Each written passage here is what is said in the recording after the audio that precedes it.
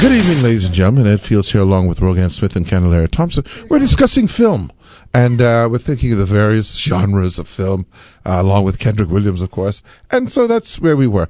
I did go to Fusion on the weekend, once again. What did you watch? I watched it. I watched Marvel. Oh, Marvel. Captain Marvel. I watched Medea. No, I can't fool with that. I ain't got no movie That to was see that. whack. You Yeah. didn't like it? No, obviously. it was whack. Well, but didn't you know that before you went there? I listen. Oh, I couldn't find anybody who wanted to go and watch this because they're like, it's not going to be How funny. much people was in that? 2, 3? No man, like about No. 18? 17. I was gonna Yeah. say like round Okay, that yeah. amount. My niece It came. didn't even get to a score. So anyway, anyway, no man, I went and had a whack, though. thing. So anyway, what else is new? What's going down? I see my man has told the Trumps to get it together. Well, he Yeah. said he ain't exonerated, but he ain't got nothing. No, I mean that. We Who you ain't talking into that about? piece Who you yet. talking about? We're minutes Who's your man? told. Oh, you mean, Trump Dr. said, Minutes. let's watch them eyes. See, he need to be clear on which There's too much topic you're man's talking yeah. about. By the way, you see, this is why I'm off of the whole social media thing. So there was a picture floating around with the several heads of state sitting in some chairs. Did you see that? No, I didn't. And they looked like they were like banquet chairs. And the caption was they were waiting to go see Trump, and he had them sitting out on these chairs. It was like him and some other heads of state. Anyway, it turns out that they were all in a meeting at a different hotel, completely different from where Trump was. People were running with this. And they were running with it like this how they put them out. This side they're waiting like schoolboys and house, you know the word they use and all that No, kind I of don't. stuff. But so it's just I very do. yeah. Well, of course you do. I But how is it that we just get things so? Why is That's that? Why life, do you that's want to life. do that though? That's life. Is it life or is it social media? It is life. Like Yeah. social media is life. Yeah, well, I ain't into that life It's, no more. it's the fake news. Yeah, that's terrible. It's the fake news era. And what else is happening in local town, downtown? What's going on, Ken? Ken? Oh, Yeah, I you're thought you Ken. said Ken. No, well, I was Yeah, you Candy. said Ken. I was Oh, focusing. that's okay. Ken doesn't talk. I'm not talking to I Ken. don't You Answer said to that. Ken, though. That's why I looked at Kendrick. I don't. Exactly. That doesn't Ken. even register in my brain. Can I go Ken? You said Ken. You said I did say Ken. Ken, but I mean it's the American Yeah. version of Ken. No. How you doing, Ken? No. What's going on? You know, it's pretty cool. I actually No, I now don't that know you what's pretty cool. you Tell me. calling me Can. Ken. A couple of people this past week called me by my full name, Candelaria. and that's so unexpected. It was so delightful. You like Well- being called by your full name? I do It's now that I'm. refreshing. I And do let me now. ask you a question. When I call it, can I say it with drama? Of course, because this is me we're talking about. So I would say, how are you doing, Candelaria? Like that? Yes. You sound like a vampire. And I would say, Rogan. Yes. No, I was tickled. Well, that's good. Yes, And I so when enjoy you, it. as a result of being tickled, did you like that? Hey. Yeah. Yes. So you have a thing with the dolphin. This is an Atlantis related Atlantis. story. Man, Where what was the- that about? And I don't know the story. I was not familiar with the story before I read it. Touching the So animals' apparently private parts? this is a thing because you have protocols in the animal husbandry Uh-huh. world, zoos and all that, and there are protocols that you're not allowed to pass. Right. And so someone decided that they A would be in the guest. Dolphin guest, and the person, I don't want to comment on it because it's a court case, but they didn't follow a protocol apparently according Isn't to it the story. resolved now? I don't know. I think it's I think it's they the decided. appeal. Oh, well. But anyway, a guest decided, well, I will just touch the privates of Flipper. What's that about? When you go, if you, What genre is that? if you, in the reality Yeah. zone, you know what I mean. Jeez. When you go to deal with these animals, Mm-hmm. dolphins, sea lions, whatever, like Right. you get a little tutorial at the beginning, or people tell you which are, the accepted practices where you can touch and where you don't touch, and it's explicit. Because if these animals trip out, as we say, Uh-huh. then you you cannot say anything. Or as we or say in gets the hurt. human world, run hot. But anyway, so the thing is, but there are Trip out people. or not, Yeah, yeah. but there are people, right? There are people who, while they're getting the tutorial, and you tell them what not to do, I got Then in their invisible. mind they're going, that's what I'm going to do. You know what I mean? You have to like scan the crowd for who is looking to do He's exactly looking to do that. what I'm not telling him what not Tell to them do. not to do. Shit. So they run on. Well, that's what they say, man. I know. You know, I mean, why would you do it? But that's nuts, though. Yeah, it is. I would be nuts. super. What's that? Man, wait. What happened? She got gone. It's nuts. It's like boom, boom. Oh, I said that's nuts? Yeah. Okay. Very good, Ken. What happened to Ken I today? remember him Kendrick on it. Ken Kendrick, I love coming it. here bubbly, Yeah. man. That's because of the bubbly. No, but I don't know what Ken. I don't know if he had one of them before we reached. Kendrick, that was good. Yeah. Boom, boom. Okay. No Oh, that problem, was too Ken. funny. Yeah. Where you see this cruise ship that was experiencing yes. tossed and turned? The people say that they thought they were on a new age Titanic. Yeah, Listen. off the coast of You Norway, know, right? You know, I went Girl. up. And they couldn't send the rescue boats. They No, had because to. it's too rough. No, I know, but I mean, it's so scary. Listen to me. they're But in listen, the what happened? conditions. Let me tell you something. And they have to I take told y'all people I went off on a one cruise, by one, right? New Year's, Yes. right? Huh? And I went on a Oh, cruise yeah, on New yeah, Year's. And let me tell you, what I think happened, I don't know the science behind it. This boat was in like tossing like that because it had no engine. What? The engines had failed. Oh. So I was in a cruise where on the night of the way back, that's the kind of action that was happening with that tossing. The only thing is the boat was plying. Mm-hmm. So it was able to, but let me tell you, it was not pleasant. No. And that, what I saw there, Man, did you see you saw the footage from inside the boat? yeah, with the And- chairs sliding. Freezing water was coming No in. way. It really felt like watching See? the footage. I thought it was like a Fellas new say the window, Titanic. one of the windows break out, I can't. and he gone one way and the wife gone one way. He said he thought that was Dan The panels were dropping from the ceiling, But and there's no because one the was. boat was stranded. You see, and it was had no taken power. in water too. Yeah, it had Yeah. no power to move. yeah, the engines had failed. So and then what I thought about is, so they got this helicopter over there. Mm-hmm. The boat rocket, I ain't got on no deck.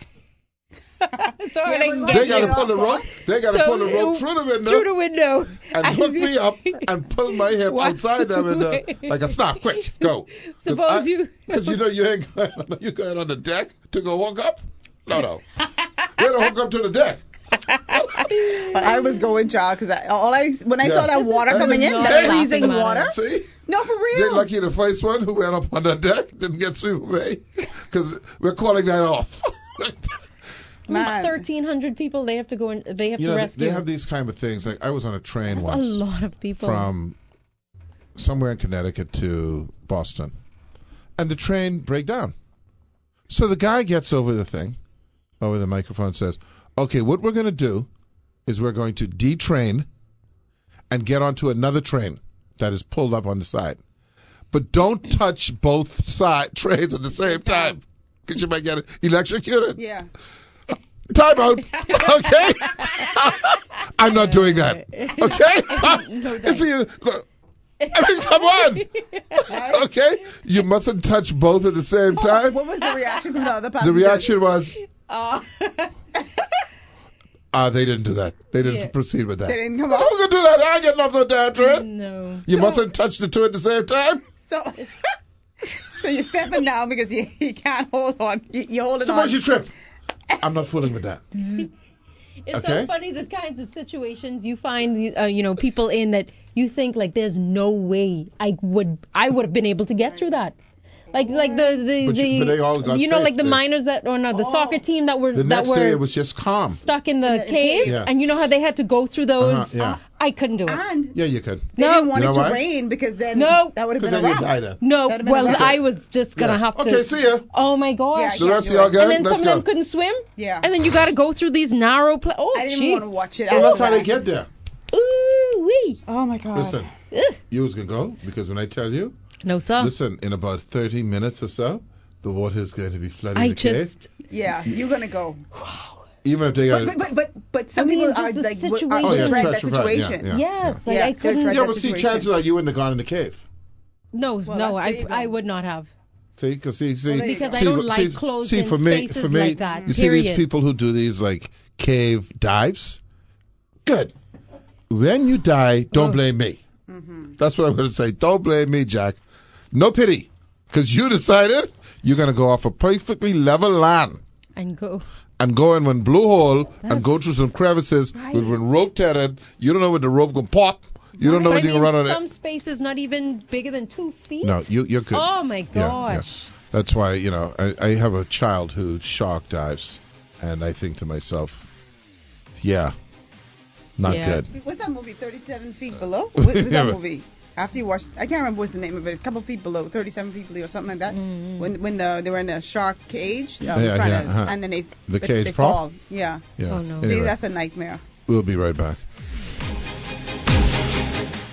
Good evening, ladies and gentlemen. Ed Fields here along with Rogan Smith and Candelaria Thompson. What we got going on out there? Oh my God. No, they- Wow. The hair.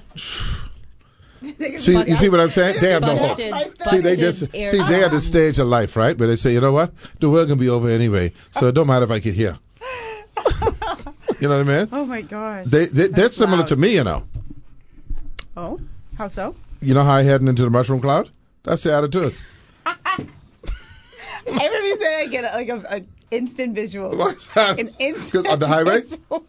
Everybody running away from it. You know how it'll be like? Let me tell you the visual. You know, like how during school, rush hour, or after work, if you come in from west, right? You sailing by, Yeah. and everyone block up. That's how it'll be. Yeah. I got it. Oh, yeah. Well, where do you think you're going? Mushroom. Okay. And you know why? Because you're safe. There you go. Oh my Tits goodness. a go-go. I Did I say don't- that on the radio? I could Yeah. only look from the corner of my eyes. I could see what y'all doing. Say that. I used to say a go-go. A go-go. Sorry, that's what I meant to say. I Because don't- you know what you can't say on the radio is thing that's rhymed with bits. You can't say it. So anyway, so we'll be off the air by tomorrow. Thank you, ladies and gentlemen. It's been a pleasure. We've had a good season, a was good really run. good. It was pleasurable. Yeah. And it's all because we said the big T word. And not Tribune. And not. That's almost about every week now. So I saw. What's that? You're Something getting kicked off inappropriate. there. Well, apparently, as long as Ken gave us the guidelines, as long as it's not Baroque repeated. gave us the guidelines when he That's was right. here. As long as you don't repeat it and it's not gratuitous. In my instance, in my case, I just slip. Right. I was a slipper. Okay? Oh, gee. Yeah, I was a slipper. So, that they should write that into the Erica rules. If you're a slipper, you're good. You're good. You Yeah, good. yeah. You could slip up. Your Honor, I'm a slipper.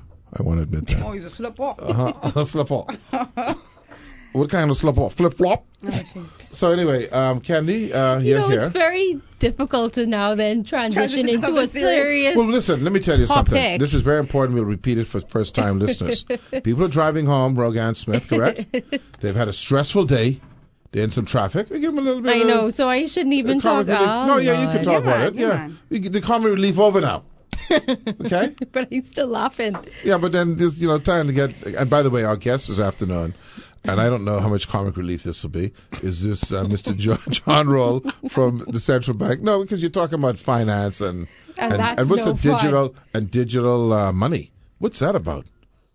Digital money. Not a. You think we're going to get to... I think we're going to get... because of this thing that you all like so much, it allows us to move really fast in things that we wouldn't. Because, see, when we had to buy like an ATM back in the 70s and 80s, that took long. Buy an So ATM. You had to buy the ATM. The bank had to buy the ATM. Yeah. But now everyone has this. So we don't even need localized. So you could go over the internet from the world. So he's going to be talking about like things like bitcoins and things and stuff. What's she saying? I don't know, because y'all have y'all. I don't know. Oh, yeah. But let me say something to you, Rogan Smith. Don't say nothing You're to me. sick. Don't say anything to I'm me. saying it to you and you're Don't sick. say it to me. Yeah. Okay. Cash machines. Okay. Cash machines. Candy? Like Go for it. bitcoins and stuff. That's what he's. No, gonna no, they're talking about, I think, a Digital money? digital currency. Like, there are things where Is that not what? like you just put your phone up against something and it pays for something. You don't carry. I mean, but it happening, but it ain't happening now. So, to some extent, Oh, yeah. where you can just go and put your phone on a pad Yeah. at the store and it rings it up. We so behind, Red. Has that been happening in the States? Well, the We States- the- hold the- on. listen, We the States- behind in more like see, the States, basic stuff. The States That ain't basic. The States is it wants. They will. They It wants. advance. They, I saw the Bitcoin machine. That's why I thought about it in The Fusion? Fusion. Yeah. So you've been to the Fuge? I told you I've been to the Fuge. All right. Yeah. I've been I into got to the talk to the Fuge. I think VIP. we give the Fuge plenty plugs, you know. Yeah. Time to We got to have a little concert. We have a little. Seeing that you little there every discussion. week. Every week. Oh, right. You know. Wasn't he supposed to You take should his- have his- all his- access his passes. people? All of us. Go on. Say what you got to say, girl. Candelaria Thompson. Okay, let's bring it back. Bring Let's it pull back. it back in. Let's pull it in. Just serious stuff. By the way, before we do that, this will be a segue to your serious stuff. This will be a segue. Okay. I was a little, I don't know, I got to be fair, I got a little disheartened, and it's not a good thing to feel this way for that reason. Oh, boy. Because, you know, my man, he got exonerated. Oh, yes. Appar- We well, have to talk well, about according to Trump him. Boy. I mean, I can't, according to him, he got exonerated. You don't catch me yet. Yeah, you know, so anyway, we'll see. Even You though know. the others don't think so. I mean, What's but that? I say even though they don't think so, that was an exoneration. He was Yeah. vindicated today. Yeah, well, we can be checking in some more. Yeah, keep Ricola? Ricola. No, thanks. Okay. So that was your segue. Go ahead. So, you know, I was reading up on my HuffPost, you know, the Huffington Post, and I saw this article.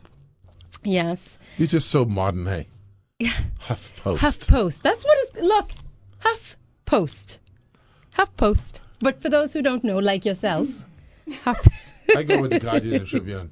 I know about HuffPost. Yeah, no. Because I know about that woman Ariana who used to own it, and she is talking like that. Yes.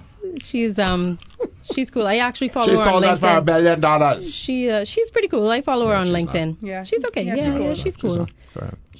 She wants you to sleep more, Ed. That's all. Well, Okay. I want to sleep more too. And that's what But I don't need she's her to tell advocating. me that. Okay? I don't need her to tell me I need to sleep more. So anyway, I was scrolling through and I saw this article about the father of one of the Sandy Hook victims. He died by, you know, apparent suicide. Now this is like off the heels of Not the father, the boy the killed father. him. the The father father. of this of a Oh no, it 6-year-old was Parkland. child. It was a Parkland Right, shooting so- who killed himself. Okay. Right. So the father of a 6-year-old child from Sandy Hook in 2012. I can see that. He committed suicide today. And this is off the heels of 2 students Who who killed survived themselves. the Parkland shooting Yeah, in Florida having survivors killed. within days of each other, I think. And it just makes you think, like, not only is the frustration around, you know, gun laws and especially with the mass shooting that happened in New Zealand, where New Zealand within a week No Yeah. woman say we banning them. could do something. You know right? why? They don't make guns in New Zealand. Go ahead. Right. Well, that was my. Well, of course, yes. Yeah. You know, that's why the plenty of guns are people not are illegal in the benefiting States. from money and power Right. with these guns. Yeah. But I mean, but not only the gun laws aren't changing in the U.S., but it's like after these incidences, like the mental health, like, you know, there's no. I don't know how much concentration is placed on the mental health of not only the people that survived, Yeah. but their families. Well, I mean, they and try this to have guy, let me those, tell you, hold things. on, this guy, you know, very smart guy. Even after the shooting, he had started I think it was a research foundation, literally focused on studying, because he's a neuroscientist, focusing on the study of neuroscience of violence and compassion. Like, this is all in honor of his 6-year-old child.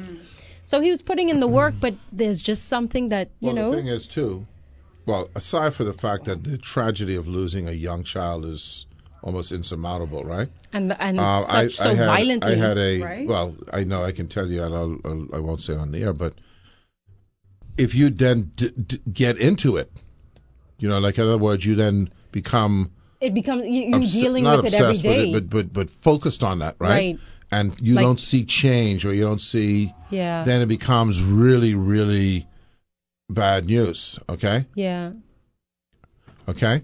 So I can understand what happened in his. When I say understand, I don't understand. I mean, this stuff, yeah, but I think he you was. know, it isn't something he's gotten over. He's reliving, because No, if you're because dealing with, you're he was reliving, completely involved with this foundation. Right. that, I mean, was, like I said, That's was what you're focused dedicated to, Yeah. you know, violence and how the brains of violent people work. And so he's, you know, when you're, I mean, And then you see the hopelessness because, you know, he's running across some people, you know. Yeah. But the thing is with the kids, what I was saying to you before we got into this is that, you know, kids, you know, we look as our age group, we look at kids and go, boy, they got the world ahead of them and they got all this hip stuff and they're having fun. But, you know, I think that the kids today have a degree of concern, worry about the future that we didn't have. We weren't worrying about no global warming. Well, at least my generation wasn't worrying about, you know, is the polar cap melting? Is the sea going to rise above the thing? This is real stuff because, see, you and I, at our age, we can go, oh, 2050? We'll be gone. Yeah, not a problem. right. I'll probably be gone around about 2049. Okay? So no one is thinking that. But if you're 20 years old, 2050. That's, yeah. Yeah. So- yeah. So where are we going? What's the plan? See, that's the thing. They actually in the what's the plan? Right, like, yeah. And you can see no plan is What are happening. we going to so do? that's a very scary. I mean, that's For those kids too, those survivors. I mean, survivor's guilt is so real though because Yeah. you know when you're looking, they made it, right? Thank God. But every day they have to live with the fact that, you know, my friend who is my age and would have been turning the same age as me is Right. in here, questioning themselves. Why me? Why am I not gone? You know what I mean? Right. And we underestimate these things and these feelings.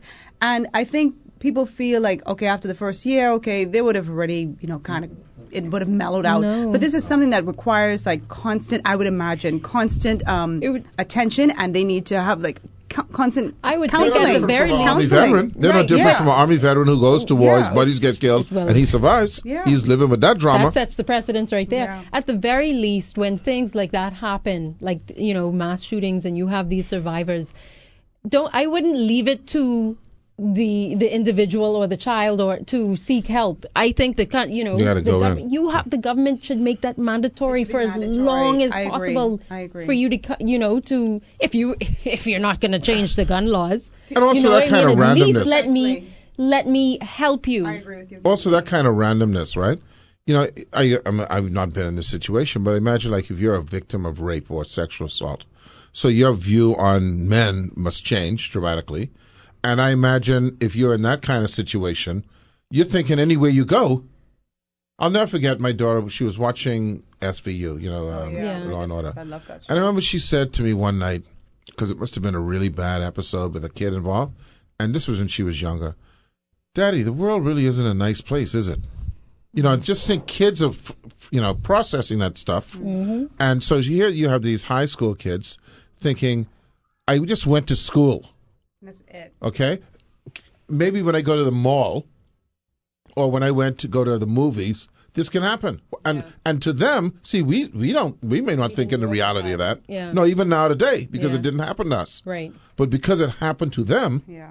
this It's is a reality. Hey, uh-huh. You know what's so funny? Like when I find myself going away to the States and I'm like in the malls and stuff like that, like I think I said this on the show before, like I get super duper paranoid because I'm like constantly, you can? Exactly. Like I'm looking around at people like, I what's in that can't backpack? anymore. Or does this person look like they could just trip out at any given moment? Like, and I never had those thoughts before this stuff started happening, Yeah. ever. Go into the mall, I go to shop and have a good time and that's it. And now I feel like I'm constantly watching people because I don't know what's going to pop off. I was in an Army Navy shop. I think I told you all this. And they had this basket, you know, like how they have like the cheap, giveaway stuff, the 2-for-1, Yeah. the BOGO.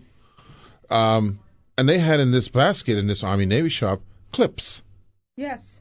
you know, The like the guns. cartridges. Yeah. And my fellow there, he looked like he about 17, Stalking up plenty pimple. He had on the camo pants What with a happened to t-shirt, man? and he didn't look like he was getting a lot of dates. No. He was. Oh, And I was looking around like, who could I alert to this You press brother? a button? Because he got he had to push a cart. Yeah. He loaded about 8 of them. loading up. See, that's. How scary I said, is this that? brother getting ready to go do some mass killing. So Right? you see what I mean? I mean, Okay. like. Oh my The goodness. pimples. Pimples. You see, the girl tell him, no, I don't like you. Say like, So everyone no have to go date. now. Yeah. It's Oh my God. you know what I'm saying? Yes. That's the world you live in. Because how old do you have to? How old are you?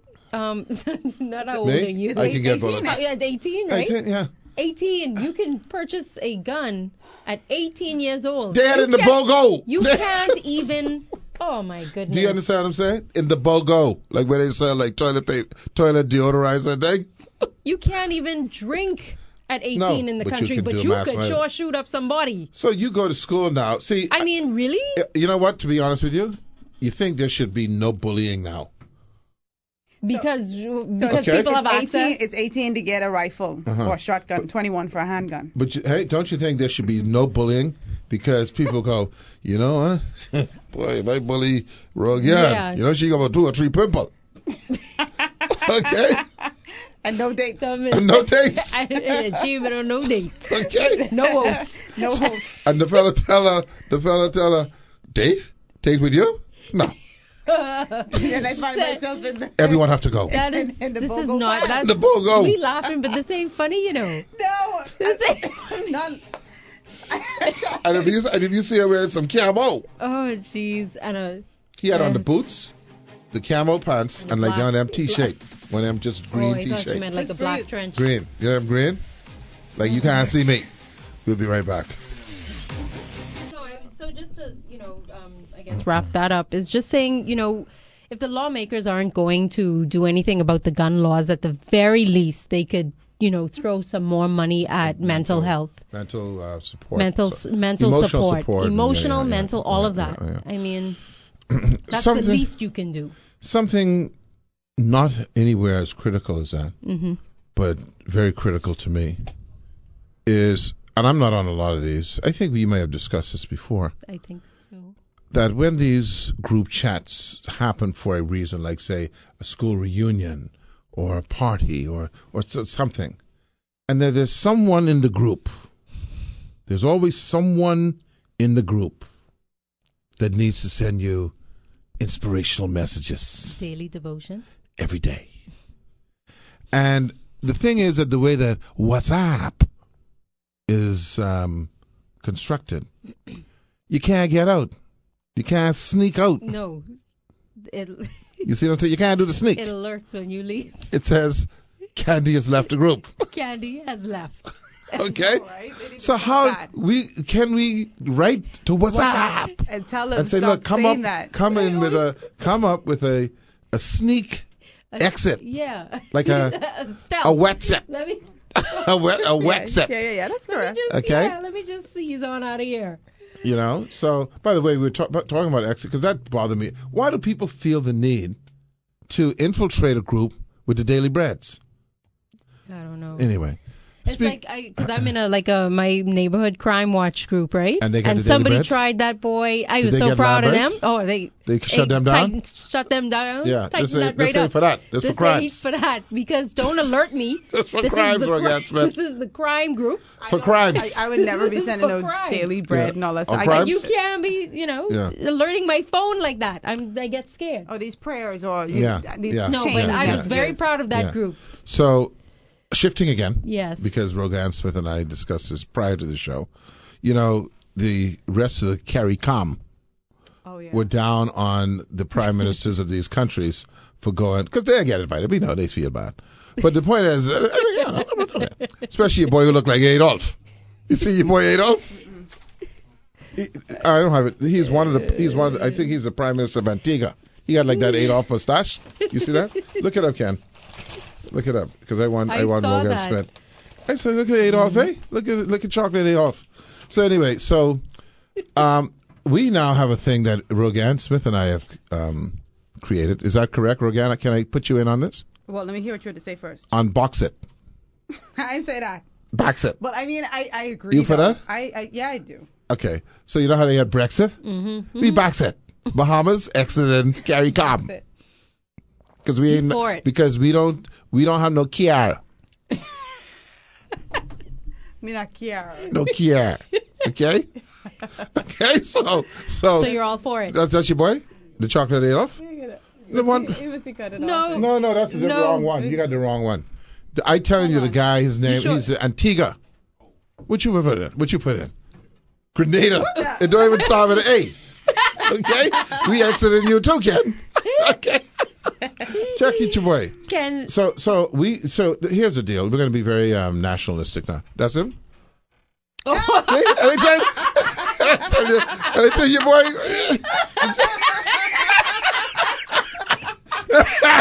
He don't look like a chocolate ale. Gaston, you mean? That's Gaston. Where you think your boy coming down mustache, man? You don't think his people talk to him? But it tapered off at the end. But no, cut like that. You don't think your boy? But Listen. that's thick. Oh my That's thick, gosh. thick. But you don't think your boy? He don't know. He don't know you look like your boy. Oh my goodness. Oh my gosh. Oh my god. That is never an okay style, by No. the way. That is never. Adolf cut that style off from that time, from 1940 something. That finish. That is not okay. No, my you have to go to the end. You can't have your No. little piece in Oh here. my god. That is absolutely No, not okay. we ain't with that. So Somebody should advise him. that's why he get invited. We ain't invited Diddley here. So anyway, so anyway, I would think Trump would invite so somebody like just that. to talk about the CARICOM for a second. I know, Our guest is going to be John Roll in 2 minutes. The thing is this, okay? What do we derive? And I'm just asking. I'm not trying to be, ethno. What do you call it? Centric, whatever centric. CARICOM is a trading bloc or a what do you call that? A community of all the Caribbean countries, which we essentially do not derive much from, Right. because most immigration travel would be to the Bahamas, like how it is in Britain, not from the Bahamas. We don't trade. We don't have any trading deals really with Matuk and them. Okay. So, it's not like, we can get the Matuk. If we can't get it from Trinidad, we get it from Florida. We get the Matuk. They get the Matuk. Plus, we have our own pepper sauce. Okay? So what I'm saying is it's not like we need to be in CARICOM. We have CARES. So the thing is, I'm saying, let them put us down. Let them say we don't want to go. Okay, no problem. What's the big deal? I don't feel like there's a big deal. We have a responsibility being in this region as a more developed country to at least assist our, Yeah, less and we do. developed And we countries. do. We assist. And But you can tell us what meeting we can go to? No. No.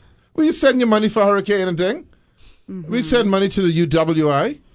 We in there. I don't see I mean, it's supposed to be for economic integration and whatnot, right? But I don't see the benefits to us. So us. Maybe someone can enlighten me because it might be a greater benefit beyond that. Yeah. But I don't see the benefit to us. Well, we get to have Buju Banton, can't we? We can have that without being in CARICOM. So we straight. I thought we get the CARICOM rate. We ain't got no We CARICOM get rate. no CARICOM rate? Buju charges what Buju charge. All right. Okay. No CARICOM rate. special rate there. All right. Well, listen, master. We'll see. We'll see you later. Okay. Bye, Yes, Candy. sir. All right. Yes, Naya. Good evening, ladies and gentlemen. Ed Fields here along with Rogan Smith, and our very special guest this afternoon is Mr. John Roll, Governor of the Central Bank, and just an extraordinary gentleman overall.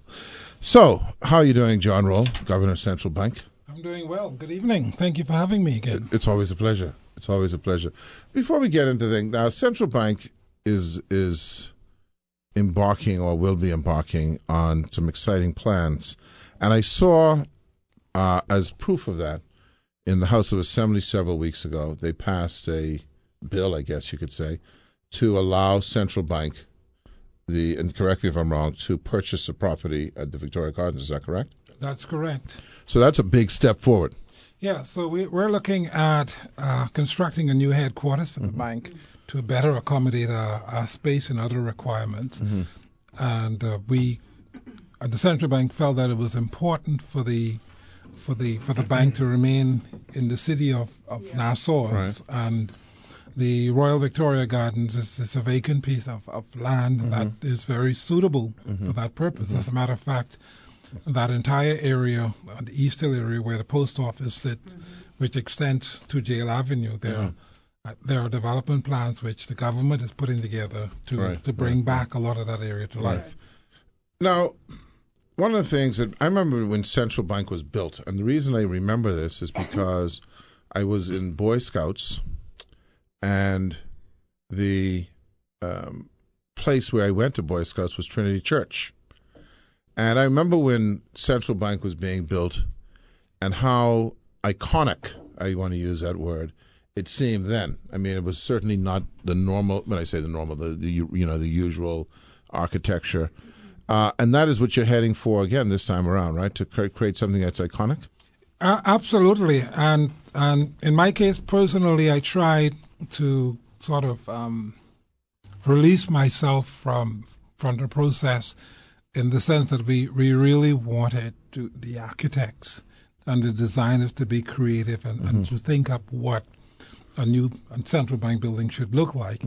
And we had an independent panel of judges, Bahamian professionals, as well as I think at least one expert from the Caribbean who looked at all of the submissions. We also had the public participate in what we call a people's choice selection process. And naturally, Very inclusive. Yeah. And I think that surprisingly is where the conservative part of all of us come out, because everybody gravitated to the nice looking Colonial. glass, and the glass. I call it almost that marble glass looking structure. So the people's choice sort of gravitated to, I think, more of the modern look of you see in traditional buildings. But the judges felt that the design that sort of appealed to the sand dollar shape, which we are more associated with, that That's that a was central good, bank logo, right? Yes, it is in the central bank logo, and it was felt that was an innovative approach to take. Well, when you look at the City of London, there are a lot of detractors who talk about our architecture. And I remember having a conversation. They said, if you hold on to architecture from the past, we'd all have very advanced-looking caves, okay? Because, things change, right? Right. All right? The reality is, when you look at a City of London, which is steeped in history, the reality is there are smacklings of really modern, iconic architecture, like, say, for instance, Lloyd's in England. I mean, a building that you can't even understand, really. But it stands out as an architectural feat. And I think that's what you're trying to accomplish. Yes, and in the case of the Bahamas, we wanted to be mindful that we do live in a hurricane belt. Hurricanes are getting stronger, Right. so you have to build to be resilient to hurricanes. You cannot continue to build where every time a hurricane is coming, you put up storm shutters. Right. So you have to build structures that can withstand hurricanes. You also have to consider that in this environment, it can get very hot in the summer, and so you build so that the building can better respond to the environment and be energy efficient. Right. So energy efficiency is important, as well as resilience to hurricanes. So both of those factors should come across in the design and in the look of this facility. And based on what the scientists say, will it also be able to float? No, but hopefully we'll be able to bail it out in a hurry if we need to. Oh, boy, I tell you, a reality. But also the climate issues do come into play, because Royal Victoria's, it's a bit elevated. Yeah, I was about to say that. And I mean, some of the predictions around climate change are very depressing. But you can imagine that if some of those do come to fruition, and we do see the sort of advance in terms of the sea levels, I mean, some of That's our crazy. current areas of the Bahamas will be new beaches Or new ocean. or new ocean. Yeah. Well, listen, now we've gotten into the fun part. That's very exciting, because, as you know, I'm involved with the downtown Nassau effort, and that is, when you look at this, Rogan, the United States Embassy is looking to build a building right here on Shirley Street. Yeah, where And literally, Jones used right, to yeah, right, Sands Road, East Street, and Shirley Street. And when you look, basically, a building across from that will be the new Central Bank building. So that's a major chunk of downtown. By the way, I've always thought Shirley Street is a well put together street from my perspective, especially where the Court of Appeals area is, the Central Bank being at the top there. And as you know, John, I say this publicly, I'm lobbying for that Central Bank building to become a museum. The existing building. I certainly hope that we make good use of it. It has the open floor design that can make it amenable to most use that you can think about. I can imagine a sculpture garden in the front. By the way, when you divest, and I imagine you will divest it some way, will you also be divesting of the outbuildings, the old veranda. Is it a veranda house? I think it's called. We've thought about that. Uh-huh. The historical buildings, the thinking that is at the forefront now is that the bank will retain possession of those and continue to promote the historical value of those buildings. Right. We have a very close partnership now with the Antiquities AMCC, Monuments and right. Museum Corporation for balcony house. And so that's a relationship that we will likely strengthen. Yeah. There's also a very historical building on that property with terrific gardens. It has a concrete round roof. We call it the Great House. Where is that? It faces, the grand entrance to the Great House faces George Street. Okay. And we use it as our staff cafeteria. A lot of people get to see that. Not a lot of people get to see it. And so we're hoping, too, that we'll have the opportunity to actually try and restore, and open particularly that the up. gardens around the Great House, and continue to make some use for it. In the I don't know if area. people understand or recognize, Ken, that area. You have the central bank, which is a kind of, I suppose, the heart of the Bahamas economically, and you have surrounding it Trinity Church, the Kirk, the Cathedral, Government House, these historic. It's a really neat area. Yeah, it is. And people we don't put value in that. And not by intent, but when you look at the new proposed site for the central bank, you're also close to an historic church, Zion Baptist Church. Right. Yeah. Very good stuff. All right. Let's talk about what's happening with central bank. First of all, I can ask you first, what's the health of the country in terms of, from the central bank's perspective, like reserves and the things that excite you to see doing either well or depress you if they're not doing well? I would say that overall the economy is doing much better than in the recent past. Because tourism has taken off very strong, and that is a natural response to the extra hotel room capacity that we have on the Cable Beach Strip. The other element in tourism that has taken off in the Bahamas, and which is a great thing, is the vacation rental business. So you do have an increasing strong flow of tourists who are coming in and renting homes in the Bahamas, and you see that, especially in the Family Islands. In the Family Islands, but New Providence has the largest amount of rooms. Right. And if you go into the grocery stores, particularly on the weekends, the ones that are closer to the downtown area, just take a look at the number of tourists you see shopping for groceries. That's right. And it is really bringing out the other side of the economy where those types of activities have an impact, and hopefully also the restaurants and the it's like second home hotel style like activities. Second home owners on a rotating business. Yes. Say, And it is the type of business that excites because as a Bahamian there's an opportunity to invest in those types of properties to earn the rental income. Right. And the overhead is not as great as, say, operating a hotel. Right. These are not guests that expect concierge and a reception service, and so you just get them there, and they're independent. And when they leave, you clean up and you prepare for the incoming guests. There are people fixing up a room or two in their house. There are people who are building units just for that purpose.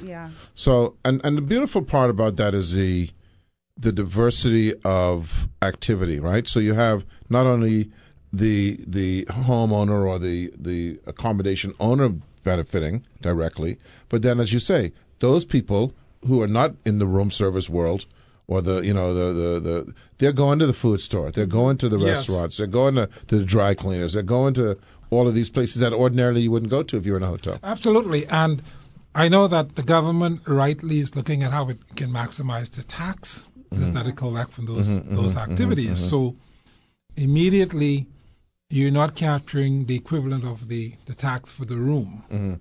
But if you consider that that home is consuming electricity, they're using the taxis, they're buying groceries, all of those are services where the government is collecting value-added tax. So we are collecting some value-added tax, and when we get the structures in place to tap into the rental itself, then that would also mean that you collect even more revenue from these activities. Does that have any impact whatsoever on foreign reserves? I mean, does a U.S. dollar that is in the pocket of someone going into John Roll's pocket because he is renting to that person, does that find its way into the reserve scenario? It does, because if the monies are circulating in the economy, it hits the commercial banks, and eventually the surplus inflows get sold to the central bank. So when we look at the level of foreign reserves or foreign exchange that are flowing into the country,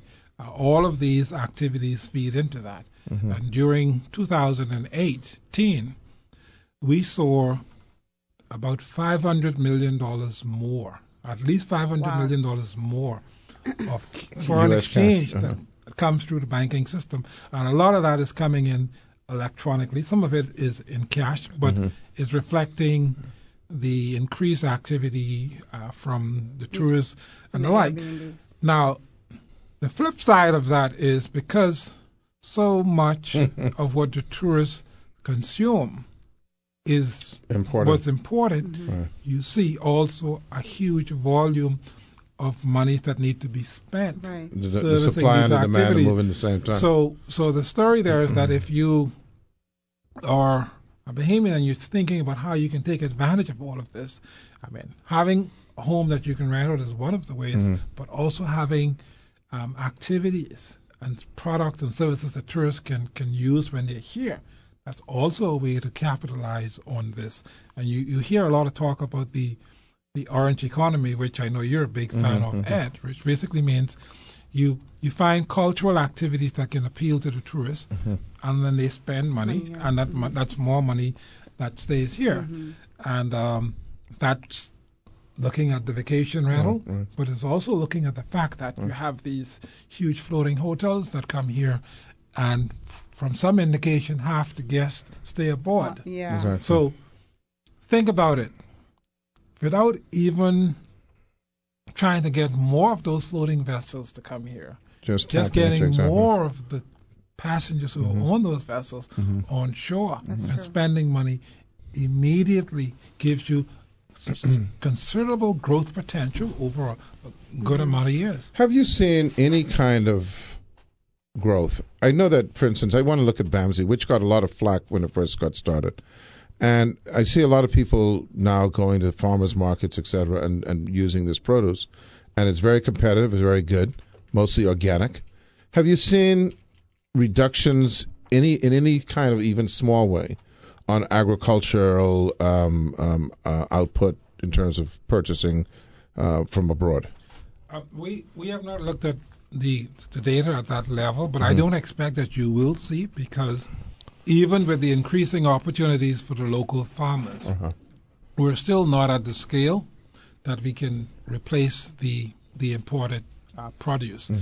At the same time, we know that within our limited scope and capabilities, we can exploit even more local production. And I'm saying that very guarded, because I think competitively, you have to accept that it is cheaper to import it. And it makes sense. Yeah, and it makes sense on many levels to import what you can import cheaper and put your resources in other areas where you get the best returns. Now, let's talk about something which I have no knowledge of, and I didn't even know existed until you started speaking over the last couple of weeks, and that is this issue of digital currency. Now, what is that? I mean, is that just the fact that I can use my debit card? Is that what you're talking about, or is that a different thing altogether?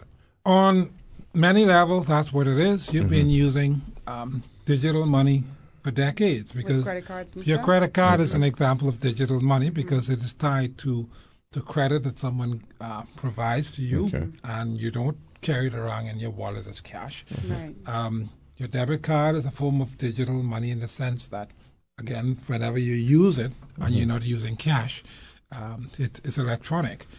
When we start to talk about some of the other forms of digital money, or say in the case as we're looking at in the Bahamas, a central bank form of digital money, it means similarly that you have cash in the equivalent of your digital wallet that you're spending as opposed to the paper, and it should feel and function the same as when you have so it's a paper new semantic cash. for a cashless society then. It's a cashless society with all of the safeguards around making sure that the money that you have electronically stored someplace is there and you can use it safely and securely. So why are we talking about it? Why are people speaking about it as if it's some new thing? If we've been using this in the form of credit cards and debit cards for so many years? Well, what is new is that you're trying to make this widely available. And I will give you a very good example. Even though you have your credit card or your debit card, inevitably you are probably going to the ATM and getting an extra $50 or $200 because there are some places that you must pay with cash for whatever reason the businesses decide, whether it's because you have to spend a minimum amount or they just don't accept credit cards for whatever the cost associated with it. When we go to making these services widely available, we're doing it in such a way that a lot of those hindrances disappear. So you have to build up an infrastructure so that not only Ed or Rogan has access to paying digitally or electronically. You have to be thinking also about the immigrants in your midst who may only be using cash now, or the person in Baintown or Foxhill who is only able to use cash now, but also need to be able to use the digital means to pay for goods and services. And it means that Granny or Grandpa who has a little convenience store to Two-Chop Corner or wherever, he also needs to be able to accept payments digitally. Right. Otherwise, you still need $20 in your pocket so when you go there that they can spend. So the technology that's available today is forcing us to think about making sure that everybody has access to doing these transactions digitally. And here's the irony in this system today. For those of us who are getting paid and the monies are deposited to our account, which is some of us because the others of us have to cash a check, even those of us in that category often have to go in and withdraw cash to spend it. In a truly digital or more digital payment system, you don't want individuals to be thinking about that. They receive the payment digitally and they're able to dispense it digitally to whomever they need. What is the main obstacle to Granny getting that? Other than I'm not comfortable with the machine. Well, Granny needs a bank account to deposit it when she receives it. Or she needs a digital wallet to keep it in and to be able to use it from that wallet when it's necessary. She also has to be freed of any concerns around whether somebody's going to thief the money off the wallet. It's a new central bank. In the Bahamian sense. Someone's going to thief the money. So the money, she wants to be comfortable that the money is there. But they're doing it in Kenya. So. And she also wants to be satisfied that it's not going to cost her a lot to accept payments in those ways. Now, some of the costs that we look at around accepting monies electronically, whether it's a merchant fee or the like, we don't always weigh those against the benefits. Like not getting robbed? Not getting robbed. If somebody breaks into your account, you can explain to the bank what happened and they can recover it. But if somebody steals your $200 from under the mattress, nobody's going to give that back to you unless you had an insurance taken out against loss of cash. So getting small businesses comfortable on accepting the idea that it is not costly, which means in many cases it has to be cheaper for them than some of the existing means. That's very, very important. Now, one of the costs that a lot of us don't think about is that every time you write a check, you have to keep looking at your bank account to see whether the check cleared and keeping a record as to whether the money's there and whether the monies that are on your account are actually it's safe to spend it. When you're making payments digitally, running balance, that reconciliation doesn't become the same of a headache.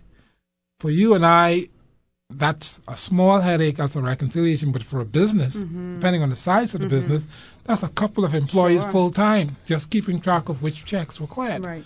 Some of those types of costs disappear. You can put your employees into looking at other important areas in your business. So there are costs with writing checks and doing manual businesses, let alone trying to figure out whether the sales that you recorded on the cash register receipts Right. were actually the level of sales. Yeah. But if it's digital, you have the records to track it. I saw a thing on 60 Minutes a while back on Kenya. Yes. I think it was Kenya. Was it Kenya that I'm thinking Well, about? maybe Kenya, Yeah. but it's the M-Pesa. It was, where they basically, everything is done by phone. You go to buy milk from the farmer who have a cow. Mm-hmm. He uses his phone. You tap in his. We're going to take a break. We'll be right back. Yeah. Good evening, ladies and gentlemen. Ed Fields here along with Rogan Smith and Kendrick Williams. And our guest is Governor of the Central Bank, John A. Roll. Let's not mix that up.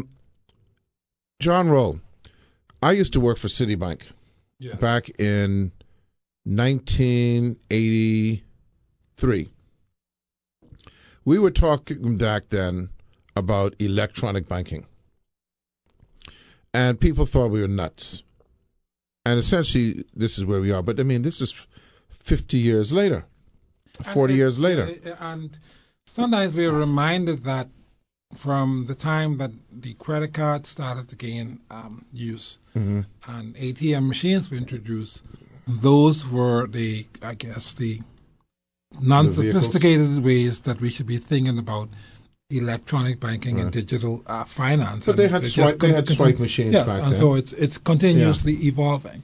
But why? It seems to me, and you can help me with this. Maybe it'll solve some issues and concerns that folks out there have. These technologies have existed for a while. For instance, it wasn't until recently. I don't think we did a great job of publicizing that it's happened. That you had to go to only your own bank to use an ATM machine. Yes. I know recently that's now changed. And that has Okay? changed. That has changed. But and very poor job of the community advertising it, because not a lot of people even today still know that.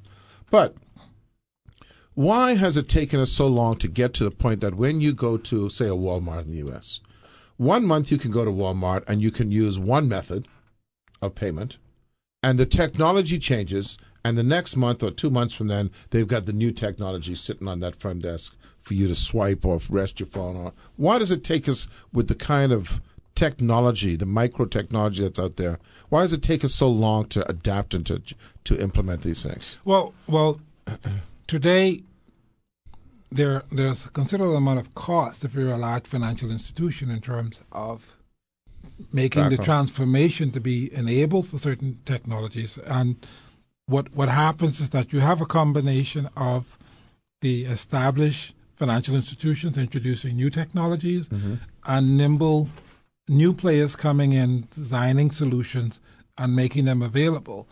In all of this, what is important is agreeing on the common standard that these platforms use to communicate and send information back and forth.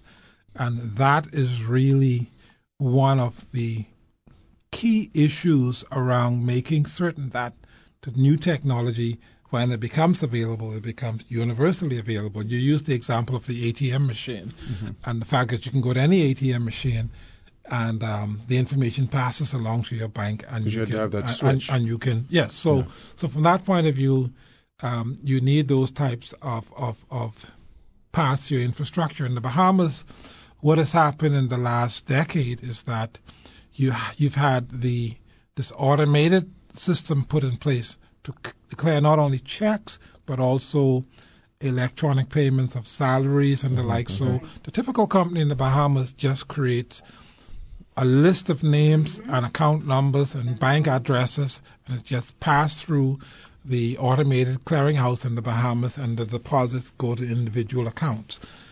In the past, those information probably were delivered to the banks. As a matter of fact, there are stories in the past where payroll was sent and the list of names was delivered to the individual banks and they were posted to the account. So that's an automated process. Not only is it clearing your checks, but it's also clearing payments which start out electronically in the system. So the automated clearinghouse does that for the small value payments in the Bahamas. And then we have a real-time gross settlement account which sends instructions for much larger value payments between the banks themselves, and they also use it to settle on a net basis all of the smaller transactions that add up at the ACH level. The central bank owns the gross system for the switch, and the commercial banks own the retail one that clear checks and all of the individual payments. Okay. And what we're doing now is trying to transition where other entities can participate in the direct sending and messaging of payments. Right.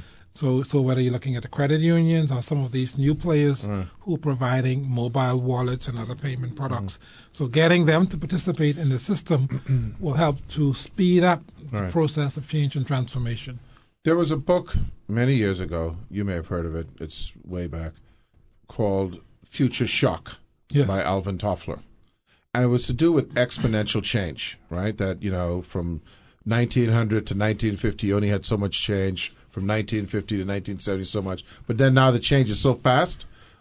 Are we at a point, John, where we have enough of a foundation of technology that when a bank, like say the Royal Bank of Canada, or this, makes a change in its way of doing things, or for that matter, the Canadian banks make changes in Canada that they can pull out to Newfoundland and to New Brunswick, why can't they put out that to the Bahamas? Why is there this seemingly years of a gap before that happens? Will the phone systems and the systems that you now have in place allow that to exponentially happen at a faster rate? No, but from a technology point of view, the services are being offered on different platforms, and when you look at the size of the markets in the Caribbean, or you look at the Latin America and other areas where these banks operate, some of the decisions around making changes in the platforms don't just apply to the individual markets. These are changes that are posted throughout the region at the same time. So the very large multinational banks have to manage the deployment of technologies in multiple jurisdictions, and so they often would segment how they do that in one market versus the other. And in this case, Canada becomes a market, the United States becomes a market. Is it because of ROI on the investment? There are cost considerations. Those could vary from institution to institution, and the costs also have to relate back to the returns that the institutions get in those markets. But the technology will, to your point, I think in the future, continue to make it easier for banks to shorten the gap between when they introduce a technology in one market versus the other. And so I think that's a point that we will gravitate to. You've gone from having a huge room full of computers to maybe just putting a chip into something. Well, that's the thing.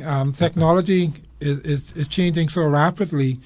To address that point, again, it means that there has to be that level of harmonization across countries and institutions to enable that immediate change. It happens in many cases. Telecommunications, in some cases, you put a chip in your phone, and you can go in any country or almost any country and use the device because the system allows for the communication to be translated from one to the next. And financial services, you are moving to that. As a matter of fact, at the higher level, banks around the world communicate and send funds amongst each other using standardized platform. Your credit card is an example where you can use it for a payment wherever you are in the world. Now, depending on the level of sophistication in your credit card, it may be a tap technology, it may be chip enabled, or it may be swipe, but behind the scenes, the instruction to pay still is happening. Not many years ago, but certainly up until a year or so ago, the big outcry in this country was ease of doing business. It still is a big outcry. It seems less of an outcry than it has been in previous years. And one of those things, of course, was the opening of accounts. Have you And I don't know the reaction of the public, because the public is one that when things are bad, you hear from them, and when things improve, you hear nothing, right? Well, I guess then the ideal is that you would hope that we get to the point in the future, and I should say in the near-term future, where this is not one of the issues on the list that is discussed. Right. One of the approaches that we have taken to deal with this is to identify very simplified way for what we term to be low risk customers to establish relationship with banks. And so we say, especially if you want them to get on board and be really, yes. Yeah. So one of the approaches is to say, okay, let's simplify what is required to identify oneself to get a bank account. And let's say that if you're in those low risk categories, after you've identified yourself, you should be allowed to open up a bank account. If there are certain risks that the banks assess that are greater for certain clients versus the others, then they can do an extra due diligence around who you are. But the extra due diligence doesn't mean now that you have to go to the third and fourth degree of identifying yourself. It's probably now providing other information about who you are, the type of work you do, the income sources, etc. So those are the extra layers. We've very recently also said to financial institutions, now let's all agree that you don't need to have a job to open up a bank account. So that is an example of a change that we want to see become more common. Not everybody, by way of financial institution, on day zero has implemented those standards in their institutions, but we know that is where we want all of the institutions to be very soon, so that we could provide much more public education in terms of what the uniform expectation should be. Even with that, you will find that if you're what we call a politically exposed person, which unfortunately, if you're the head of a public corporation or the governor of the central bank, a permanent secretary, you notice I didn't say member of parliament, but so politically exposed persons are persons who would be in positions where they could be susceptible to corruption or fraud for various reasons or present risk.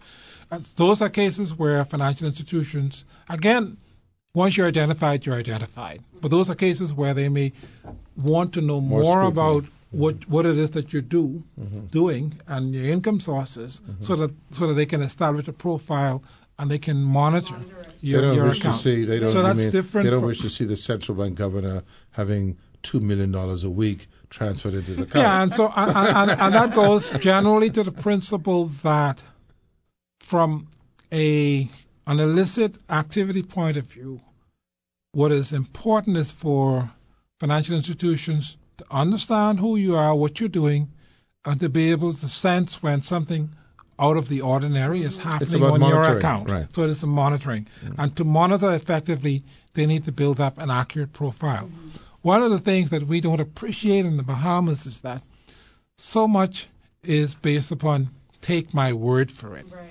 Well, if you follow what has been going on in the United States, and we likely have to get to that point, you can be prosecuted on a criminal basis for providing misleading information to a bank, for whether you're trying to establish an account or to get credit. In the Bahamas, I guess we would call it fraud.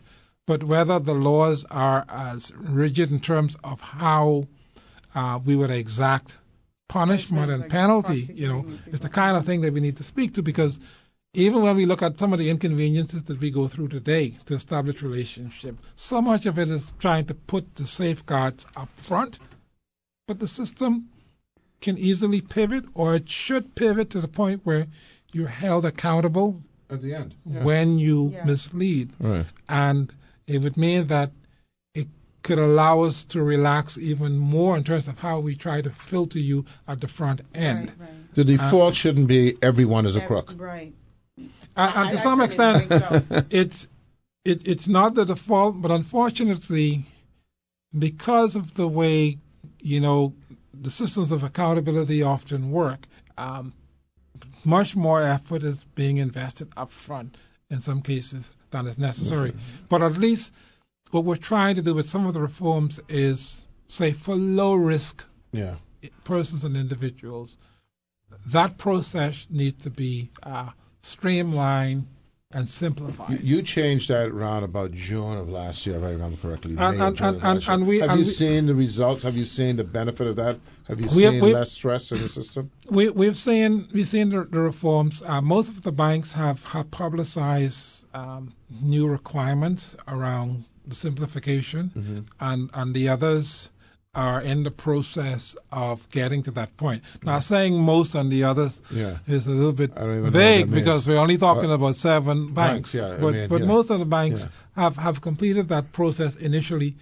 It is a journey. So it's not an edict that you put down. It's guidelines. It's guidelines, but they are intended to be uniform across, and to some extent, they are to empower the financial institutions to operate at those minimum standards. It seems to me that if you're going to head anywhere near where you wish to head from the quote-unquote newly semantic digital currency, formerly cashless society, to get to that, a lot of people have to have accounts. And that means that a lot of the requirements to open accounts have to be universally relaxed on low risk side. And that is precisely the tipping point at which we are. One of the key requirements in that process is having that secure, reliable means of identification. And for the Bahamas and for countries increasingly around the world, that means having a digital identification infrastructure. So the digital ID system would mean that if you show up at a financial institution and you give them your ID number, in this case presumably electronically over the phone, they have everything they need, along with however the system is set up to verify that you are who you say you are, and the profile that you present is sufficient for the service. So that infrastructure is one that the government is committing to deliver on. It is also an infrastructure initially that will be in the central bank's digital currency structure. Where is the institution that is headed by someone who is very known to you, headed in that direction?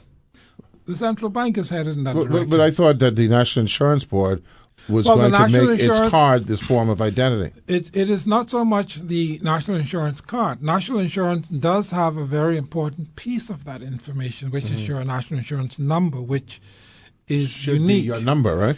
The National Insurance number, though, also has in the background a lot of the other information about you, such as your birth particulars, where you're born, and also there's somewhere else in the government system information about your address. So all of those information should be pulled together and linked to that unique national identification number or your NIB number. Because everyone has a national insurance card. And so the role of NIB would remain very important in terms of providing that number, sort of like your social security number in the United States.